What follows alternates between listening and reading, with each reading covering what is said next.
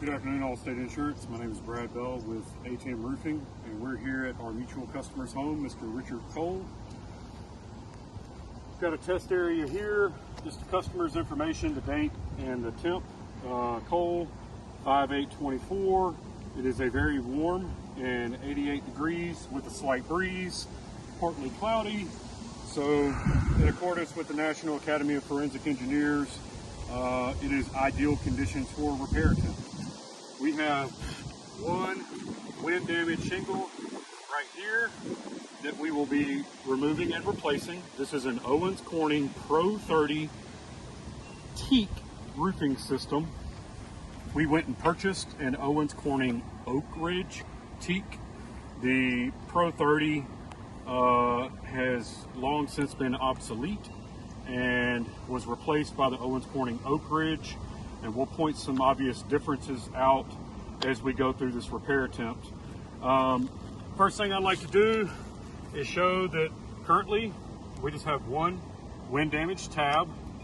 All of the shingles in the surrounding area are currently sealed down properly. So everything is good to go there. I would like to point out that in order to remove the shingles, I have to work with shingle 1, shingle 2, shingle 3, shingle 4, and shingle 5 in order to properly remove the nails that are holding this shingle in place that are right around here. Shingle 6 and 7 could be affected because the damaged shingle is sealed down to shingle 6 and 7. The object of today is a repairability assessment. We are determining if this roofing system is in fact repairable. As already noted, there is no current damage other than this right here. There's no creasing, there's no tears, there's no tab delamination, and no present material transfer. That is what we are looking for if it was to occur that would deem the roof repairable or not repairable. So I will begin by unsealing this shingle here. I'm using a standard roofing bar that is just meant to go along the bottom of this shingle and popping the sealant strip here. Okay, so this shingle is now removed. I would like to point out the flexibility of this shingle. The shingle is very rigid. It has been in place for a very long time. Not very much malleability in place. And just in lifting the shingle right here, creasing is occurring right here where this tab is. But, so we've got the one wind damage shingle unsealed. I have to completely unseal this shingle. Okay, that one's unsealed.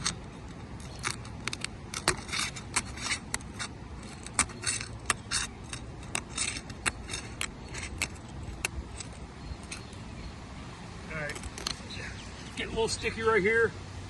Likely what's happened here is the sealant strip that's holding this shingle in place is bonded to the shingle below it. So could very well tear, and what is occurring is called material transfer. The shingle's starting to tear. Just gently trying to get this. You can see the tear right there. You can just hear that material transfer bonding.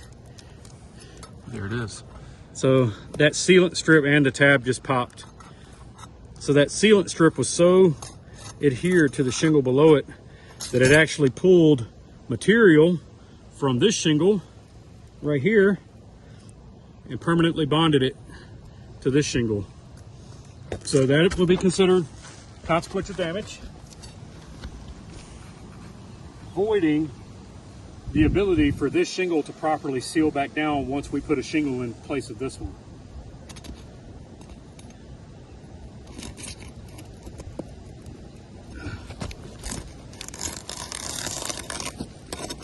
Okay, that one's done.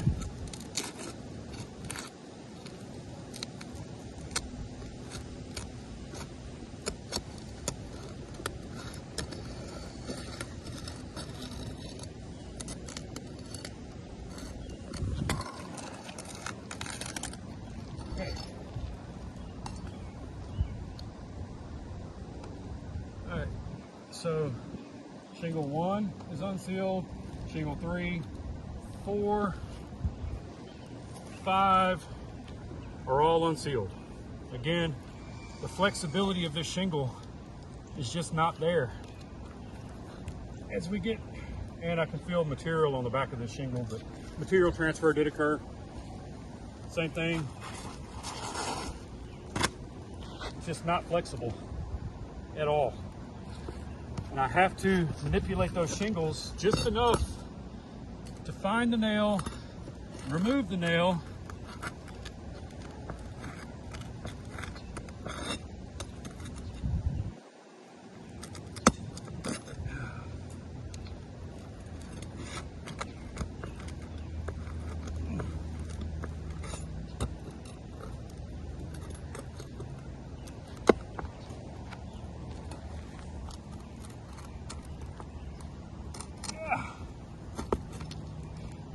I'd like to point out that that shingle just tore and removing of the nail.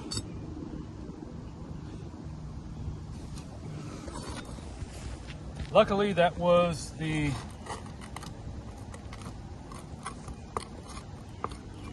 shingle that we're already replacing.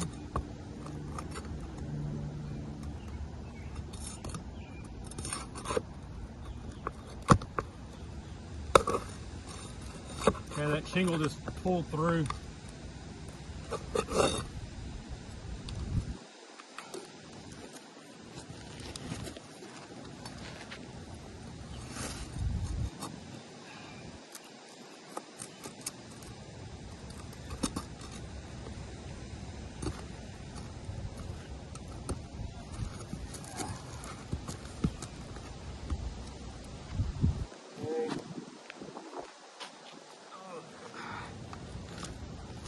All of the nails are removed from this first nail line.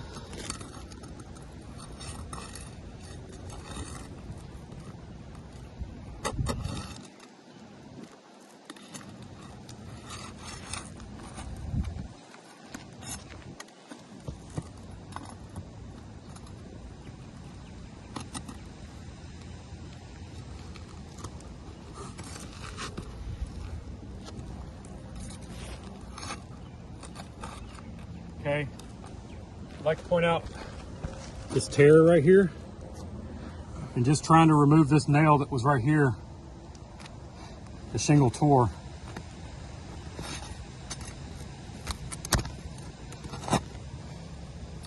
So we've got a tear there. Got one more nail.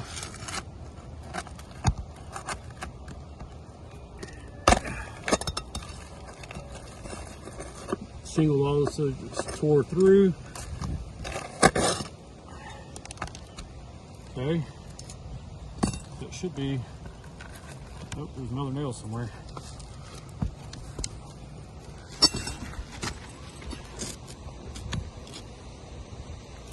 There you go.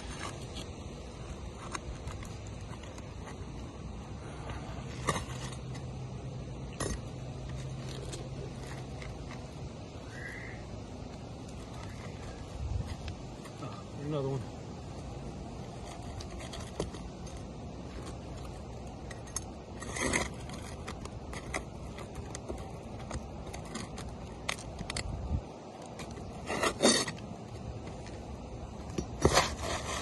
Okay. So this is that material transfer that occurred on this shingle.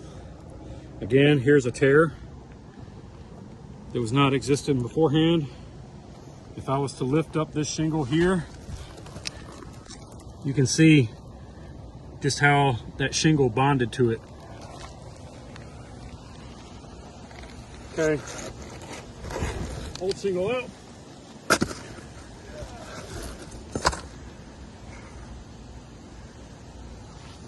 new shingle in. I want to point out the 2 chalk marks that we put at the termination points of this shingle. I will slide this shingle in place.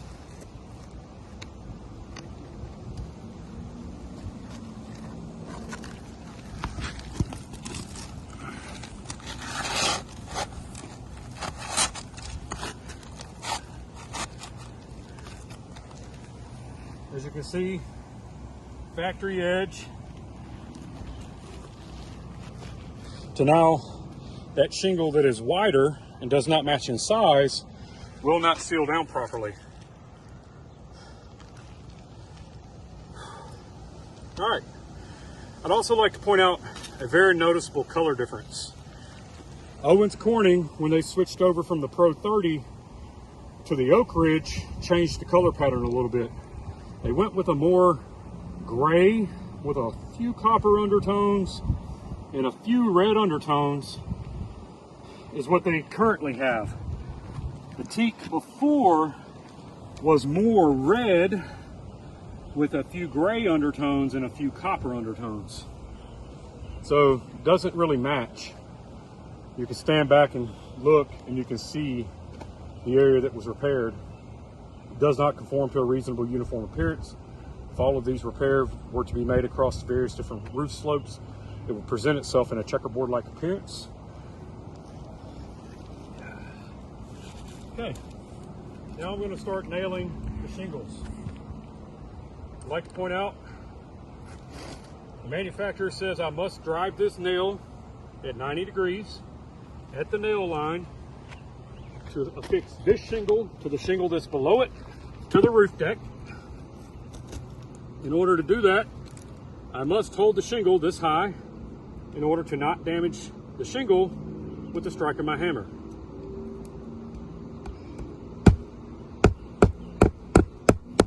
Okay.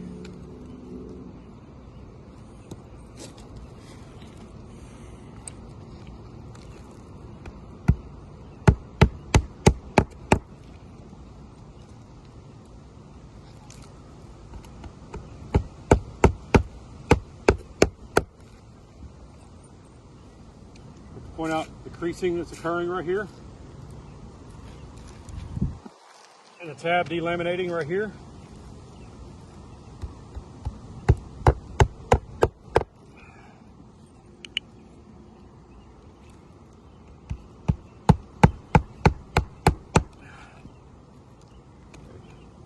All right, first course of nails is done. See, look, I can't even, I have to hold the shingle this high and it's just starting to crease right there.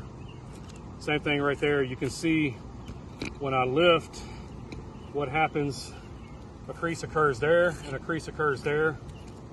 A crease occurs there. The corners are starting to delaminate. But I have to continue nailing. So I got to put one here. Okay, 1,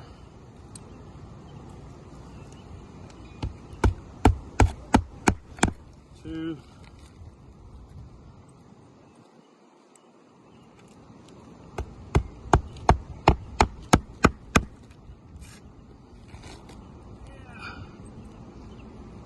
3,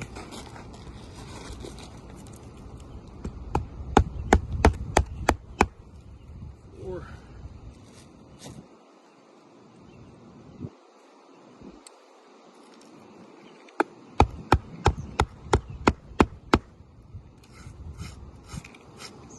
Okay, so now I'm going to grab my chalk and we're going to kind of go over the failures of this repair attempt. First, there's a crease here that was not present beforehand. So I'm going to put a C. Beginning of a crease here, another C. A very obvious crease here. C. Noticeable crease there. plus tab delamination. So I'll put a D there. And I believe this is the shingle that also had the material transfer. So MT for material transfer. A tiny tear there. So I'll put a T for tear. Creasing, C. Creasing, C. Creasing, C.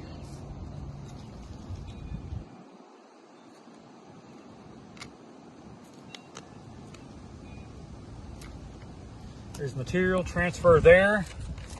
So MT for material transfer. So just in this repair attempt, we have material transfer, creasing, creasing, material transfer, creasing, tab delamination, a tear, creasing, creasing, creasing, and the beginning of a tab delamination right here. So I'll put a D there. Again, the shingles were all sealed down properly before the repair and now are not sealed down properly after the repair. So shingle 1, shingle 2, shingle 3, shingle 4, and shingle 5 actually has a crease too. So shingle 5 and shingle 6 all were damaged. 7 was not affected. So just in the repair of one individual shingle, 6 more shingles were consequentially damaged in the repair, which would then require the replacement of 6, 1, 2, 3, 4, and 5.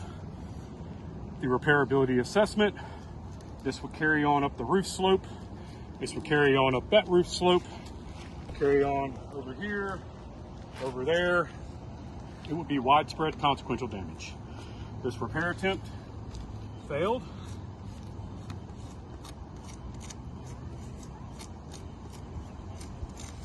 Both repairability and reasonable uniform appearance. Thank you. Have a great day.